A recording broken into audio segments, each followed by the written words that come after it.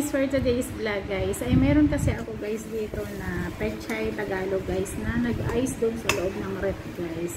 Isa naman guys ay tapon ko ay sayang. Kaya gagawa ko to ng way para mapakinabangan guys. Tatry kong gawin to guys at syara. Pwede kaya to. Pero kung mustasa kasi pwede ay awan ko lang kung pwede to guys. Pero itatry ko. Kaya mamaya guys, pakita ko sa inyo kung ano pa yung mga gagamitin ko dito. Iiwain ko to ng ganyan.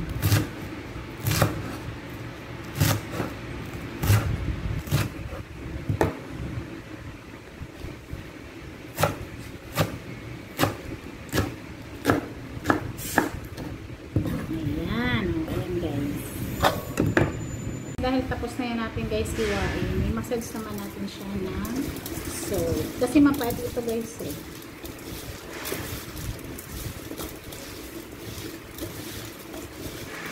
Yan, iset aside muna natin dyan guys. Kasi gagawa tayo ng ibang ingredients.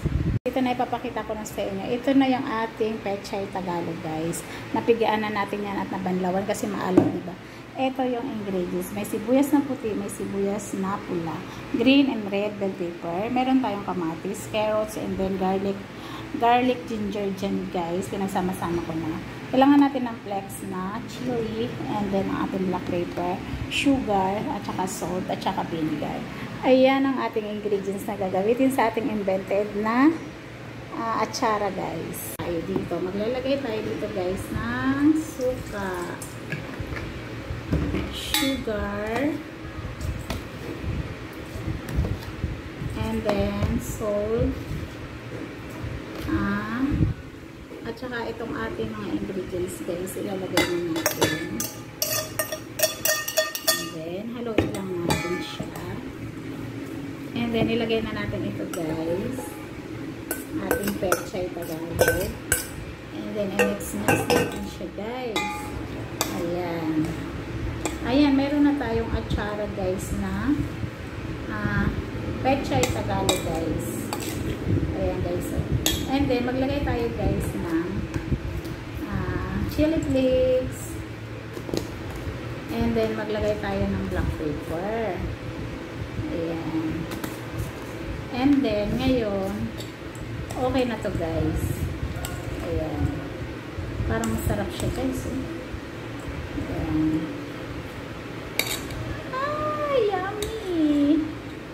Guys, ang finished product ng ating atsarang Tagalog pechay guys. Ayan na siya. Parang nasa rin siyang salad pero parang mas talalamang talaga yung atsara guys. Ayan siya. Wow, napakayami.